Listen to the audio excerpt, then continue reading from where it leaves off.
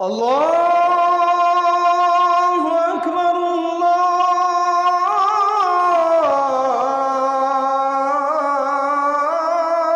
আল্লাহু আকবার।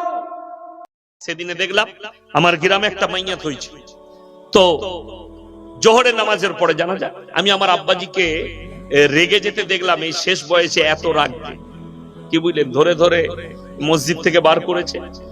নামাজ পড়ে বেরিয়ে দেখছি 3 কাতার মাল দাঁড়িয়ে আছে। মানে নামাজিরা পেছনের কাতারে, বেনামাজি মাল কটা সামনে। বাস্তব বলছি, এটা প্রত্যেক গ্রামে জানা যায় এই অবস্থা। ঠিক বললাম না ভুল বললাম? জোহরের পরে জানাজা হবে, 3 কাতার হারামখোর দাঁড়িয়ে আছে যারা নামাজ পড়ে না, মসজিদের পাশে জানাজা। আর যারা নামাজি তারা 5 ওয়াক্তের নামাজি গিয়ে পেছনের কাতারে দাঁড়াচ্ছে। আমার আব্বাজি খুব চেঁচালেন যে ইচ্ছাকৃতভাবে নামাজ কাজা করছো। কেউ যদি এই আলেম দিকে জিজ্ঞেস করে, ইনারা উত্তর দিবে। কেউ যদি ইচ্ছাকৃতভাবে জানাজার নামাজ কাজা করে দেয়, না যায়, কোন রকমের গুনাহ নাই, বাড়িতে রয়ে গেল, আমি জানাজায় যেতে পারবো না, গেলেন না, আপনার অলসতা লাগছে, কোনো গুনাহ হবে না। কিন্তু কেউ যদি ইচ্ছাকৃতভাবে উজু করে মসজিদের পাশে দাঁড়িয়ে থেকে নামাজ কাজা করে, এই ব্যক্তি কিয়ামতের দিনে আল্লাহর কাছে কঠিন পাকড়াও হবে। আপনার এই হুঁশটাই নেই। আপনারা বলুন, মদ স্পর্শ করা হারাম না হারাম না? আমি দমকল থানায় আপনাকে দেখাবো, মুসলমান মদ খাচ্ছে, হারাম করে মদ বিক্রিও করছে। ঠিক বললাম না ভুল বললাম? এই দমকল থানায় দেখাবো, আপনি অবাক হবেন। আমি তথ্য দিয়ে যাচ্ছি, পরীক্ষা করবেন কালকে গিয়ে। আমি যদি মিথ্যা বলে থাকি, আমার নম্বর গুগলে পাবেন, ফেসবুকে পাবেন, ইউটিউবে পাবেন। আমার নম্বর সার্চিং করে ফোন করে আপনার যতগুলো ইচ্ছা আমাকে গালি ঠুকবে, আমি অর্ডার দিয়ে যাচ্ছি। আমার নামে ফতোয়া করবেন, যদি প্রমাণ না দিতে পারি আপনি সকালে উঠে যাবেন। আপনি যখনই দমকল থেকে বহরমপুরের রোড ধরবেন, বহরমপুর থেকে ওমরপুরের দিকে ঘুরে যাবেন। যেমনি আপনি বহরমপুর পার করে একটা মোড়ের নাম হচ্ছে পলসন্ডা মোড়, আছে না? না, আমি ঢুকে জলসা করেছি। হাই রোডের ওপরে ওই পলসন্ডা মোড় পার করে বাঁ দিকে একটা ধাবা আছে, পাপ্পুদা ধাবা। আমি আজকে রাতের বেলাতেই চলে যাব কিষানগঞ্জ, ওটার উপর দিয়ে জলসা করতে। কালকে আমার জলসা আছে, মাদ্রাসা ছুটি পড়ে গেছে, আমি ওইদিকে চলে যাবো, নাহলে মাদ্রাসা যেতাম, তারপরে যেতাম। তো ওই পাপ্পু ধাবায় ঢুকে আমি চা কফি খেয়ে তারপরে বের হব। আমি ঢুকি ওইদিকে পেরিয়ে গেলি, তার ধাবাতে 3টে লাগানো আছে বোর্ড। পাঞ্জাবিদের ছেলে, মুখে দাড়ি, মাথায় পাগড়ি, 3টে বোর্ড লাগিয়ে রেখেছে। নাম্বার 1, মদ পান করা নিষিদ্ধ। নাম্বার 2, মদ বিক্রি নিষিদ্ধ। নাম্বার 3, নো স্মোকিং, ধূমপান নিষিদ্ধ। খাটগুলোতে লাগানো আছে, যে খাটগুলো বিছানো আছে।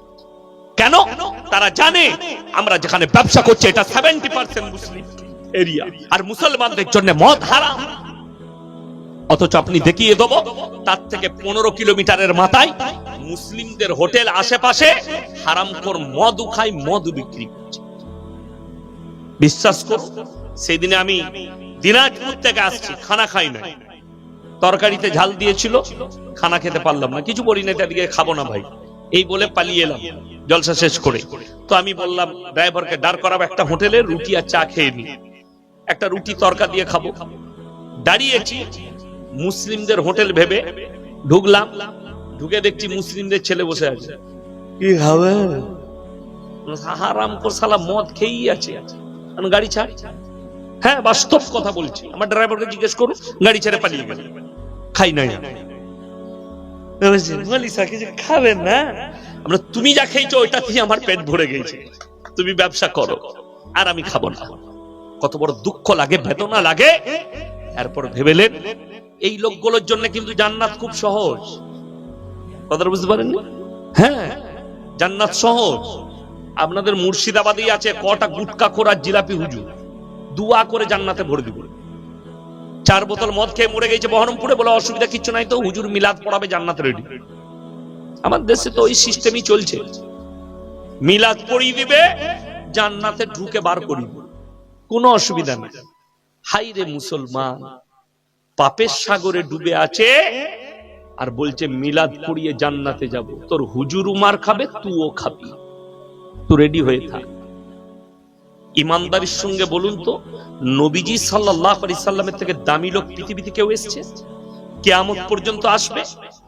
নবীজি সাল্লাল্লাহু আলাইহি সাল্লাম খবর এলো, ইয়া রাসূলুল্লাহ, আপনার চাচা যান মৃত্যুর শয্যায় শুয়ে আছেন, যে কোনো সময় মারা যাবেন। নবী আকরাম সাল্লাল্লাহু আলাইহি সাল্লাম ছুটলেন, চাচার হাতটা টিপে ধরলেন আর বললেন, চাচা একবার খালি কলমাটা পড়ুন, আমি আল্লাহর কাছে আপনার জন্য কেঁদে কেঁদে ক্ষমা চাইব। নবীজি চাচা যান বললে, হে আমার ভাইপো, আমি যদি বার্ধক্যে কলমা পড়ি, লোকে বলে বেড়াবে মৃত্যু ভয়ে কলমা পড়েছে, আমি কলমা পড়তে পারবো না। আল্লাহ তাআলা আয়াত পাঠিয়ে দিলেন রাসূলের কাছে, ইন্নাকা লা তাহদি মান আহবাবতা ওয়ালাকিন্নাল্লাহা ইয়াহদি মান ইয়াশা। হে আমার নবী, হিদায়াতের দপ্তর আমার আল্লাহর হাতে, আমার ইচ্ছা নেই তোমার চাচা কলমা পড়তে পারবে না। নবীজি চাচা দুনিয়া ছাড়লেন, রাসূলের চোখে পানি, দাড়ি মুবারক ভিজে গেল রাসূলের। আল্লাহর নবী আল্লাহর কাছে দোয়া করলেন, আল্লাহ তুমি আমাকে যতদিন না নিষেধ করবে, আমি আমার চাচার জন্য কেঁদে কেঁদে তোমার কাছে ক্ষমা চাই। নবীজি ক্ষমা চাইতে লাগলেন, কার জন্য? নিজের চাচার জন্য। আল্লাহ তাআলা নসিহত করলেন, উপদেশ পাঠালেন দুজনের জন্য, এক নবী এবং মুমিনের জন্য। মা কানা লিন নাবিয়্যি ওয়াল্লাযীনা আমানু আইয়াস্তাগফিরু লিল মুশরিকিন ওয়ালাউ কানু উলি কুরবা। হে আমার নবী এবং মুমিনরা শোনো, যারা মুশরিক হয়ে, বেঈমান কাফের হয়ে, বদ্দিন হয়ে মারা গেছে, তার জন্য দোয়া করতে পাবে না, যদিও সে তোমাদের নিকটতম আত্মীয়। আমাদের দেশের ছেলেরা, যুবকরা দোয়া করে কার জন্য জানেন? এই কালকে আমাকে প্রশ্ন দিয়েছিল বীরভূমে, যে আমাদের ভারতবর্ষে একজন আর্টিস্ট আছে, কি বুঝলেন, তার নাম হচ্ছে সালমান খান, মুশরিক, মুসলিম নয়। আপনারা মুসলিম ভাবছেন? যারা মুসলিম ভাবছেন আজ থেকে মন থেকে মুছে দেন, মুসলিম নয়। সে বলেছে নাকি যে গাय को मैं माता कहता हूं इसीलिए गाय का गोश्त नहीं खाता। সে গরুর গোশত খায় না, तो हम उनको कहेंगे भाई गाय का गोश्त खाने से मुसलमान हो जाता है, ये तुमको किसने बताया? কথাটা বুঝতে পারেননি? গরুর গোশত খেলে মুসলমান হয়, এরকম যদি একটা হাদিস আর একটা শর্ত যদি এই মৌলবীরা দেখাতে পারে, আমি জীবনে আর সমাজের মুখে বক্তব্য দেব। গরুর গোশত খাওয়া হালাল, আপনার রুচি হলে আপনি খাবেন, আপনার শরীর নিলে আপনি খাবেন, অসুবিধা নাই, হালাল প্রাণী আল্লাহ করেছে। तो वो बोलचे इसीलिए मैं माता मानता हूं, इसीलिए नहीं खाता। तो मैं पूछूंगा, सलमान जी मेरे दोस्त, ऋषि कपूर कहता था कि मैं रोजाना गाय का गोश्त खाता, तो फिर वो मुसलमान हो गया?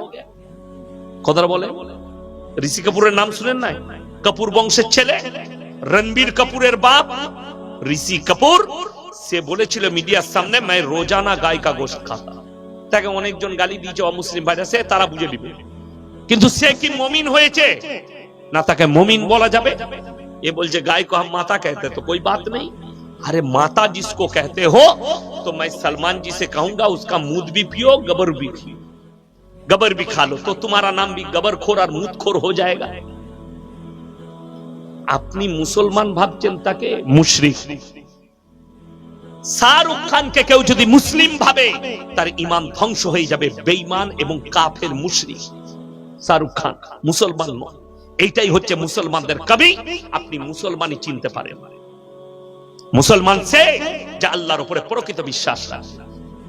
কোরআনে আছে, লাইসাল বিররু আন তুআল্লু বুজুহাকুম কিবালাল মাশরিক ওয়াল মাগরিব ওয়ালাকিন্নাল বিররা মান আমানা বিল্লাহ। সূরা বাকারা। পূব কিংবা পশ্চিম দিকে মাথা ঠোকার নাম ঈমান নয়। প্রকৃত ঈমান হচ্ছে নাম্বার 1 আল্লাহর উপরে প্রকৃত বিশ্বাস, ওয়াল ইয়াউমিল আখির আমার পরকালের প্রতি, ওয়াল মালাইকাতি আমার ফেরেশতাদের প্রতি, ওয়াল কিতাবি আমার আসমানি কিতাবের প্রতি, ওয়ান নবিয়্যিন আর যতগুলো নবী পয়গম্বর পাঠিয়েছি এদের প্রতি। শুনে দেন, আপনি যদি বলেন মুহাম্মদ সাল্লাল্লাহু আলাইহি সাল্লামের উম্মত, আপনি যদি বলেন আমি আল্লাহকে বিশ্বাস করি, আল্লাহর যতগুলো আইন আছে আপনার উপরে লাগু হবে না? হবে না? আমি যদি বলি আমি ভারতবর্ষের মানুষ, তা আমি কানুন কোথাকার মানবো? আরবের? ভারতের আইন কানুন মানতে হবে আমাকে, ঠিক কিনা কথা বলে? মুসলিম রাষ্ট্র যেগুলো আছে, যেমন ফটো তোলা ইসলামে হারাম না হারাম নয়? হারাম। কিন্তু দেখি দেবো আপনাকে, আধার কার্ডে ফটো আছে না নাই? আছে। এটা হচ্ছে দেশের সংবিধান। আমাদের যারা মুফতি একরাম আছেন, মুফাসসিরিন আছে, মুহাদ্দিসিন আছেন, তারা বলেছেন, ফতোয়া দিয়েছেন দেশের জন্য, তোমার পরিচয়ের জন্য তোমার এইখানে ফটো লাগানো কোন রকমের ঝামেলা এবং হারাম নয়। ওই পরিস্থিতিতে আপনাকে বলে দিই আমার বন্ধুগণ, আমার ভাই, ওই জন্য মুসলমান হওয়ার জন্য গরুর মাংসটা শর্ত নয়। মুসলিম হওয়ার জন্য আল্লাহ যে শর্ত রেখেছেন সেটা মাথায় রাখবেন। আল্লাহর উপরে বিশ্বাস, রাসূলের উপরে বিশ্বাস, কোরআনের উপরে বিশ্বাস। নবীজি আল্লাহ নিষেধ করলেন তুমি তোমার চাচার জন্য ক্ষমা চাইতে পাবে না। নবীজির হাত নেমে গেল। ইমানদারির সঙ্গে বলুন, আল্লাহ যদি নিজের পয়গম্বরকে নিষেধ করেন তোমার নিজের আপন চাচার জন্য দোয়া করতে পাবে না, তাহলে আমার মতো ফুটো মৌলবি তোমাকে কি করে জান্নাতে নিয়ে যাবে? কথাটা বুঝতে পারেননি? আমার মতো ফুটো মৌলবি তোমাকে কি করে জান্নাতে নিয়ে যাবে? তোমার সারা জীবন মদের ভাটিতে জীবন কাটিয়ে মারা গেল, সারা জিন্দেগি গাঁজার ভাটিতে জীবন কাটিয়ে মারা গেল, আর তুমি বলছো মৌলবিকে ডেকে মিলাদ পড়িয়ে জান্নাতে দেবো। তোর হুজুরও মার খাবে, তুইও খাবি। বেঈমান কাফেররা তো এটাতেই কামিয়াবি হয়েছে, যাদের আখলাক চরিত্রকে পরিবর্তন করে দাও। তা না হলে মুসলমানের কাছে সুদ কি করে হালাল হয়ে যেতে পারে, মুসলমানের কাছে মদ কি করে হালাল হতে পারে, মুসলমানের কাছে গাঁজা কি করে হালাল হতে পারে, মুসলমানের কাছে আফিম কি করে হালাল হতে পারে। আমি যদি মিথ্যা বলে থাকি, চলুন এই জাতির কাছে শিক্ষা না থাকার কারণে, দ্বীনি শিক্ষা না থাকার কারণে, কোরআনের শিক্ষা না থাকার কারণে বহরমপুর জেলে গাঁজা পাচারে মুসলিম যুবক, মদ পাচারে মুসলিম যুবক, আফিম পাচারে মুসলিম যুবক, মার্ডারে মুসলিম যুবক। আজ থেকে আমি 10 বছর থেকে 12 বছর আগেকার ঘটনা বলছি।